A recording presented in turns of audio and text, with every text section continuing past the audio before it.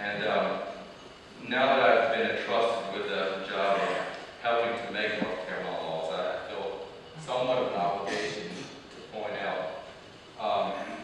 Well, first of all, my father's here. He's up in the chamber with the video camera behind the flag here. And I hate to do this, but I feel somewhat of an obligation to point out, in case there are any law enforcement officers here, that you are aware that it's illegal to climb on state monuments. Fortunately, I think the statute of limitations has told since 1940-something. This chamber is also the place where I was first taught Robert's Rules of Order by America's longest-serving office holder, former Secretary of State Thad Ewart. And it's also the place, as a member of North Carolina student legislature in the 1980s, I was able to pass my first bill. We all have our own special memories here, our own past and history. But the history of this area is the same to all of us. It was George Washington, whose picture hanging behind me, who originally ordered 14 copies of the Bill of Rights, one for each of the 13 colonies, and obviously one for our new federal government. North Carolina retained that copy for 8 decades until it was stolen from this very building. And although the circumstances that surround that theft are still somewhat of a mystery, it's my job tonight to explain those circumstances. After marching through Georgia and South Carolina, 60,000 plus of Sherman's troops arrived in Raleigh on April 13, 1865, which was 4 days after General Lee surrendered to General Grant.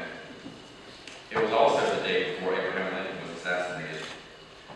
The news of both Lee's surrender and Lincoln's assassination obviously took time to travel.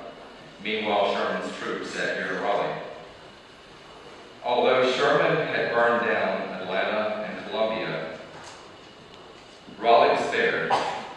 And one of the biggest reasons Raleigh was spared is because we were one of the last to succeed.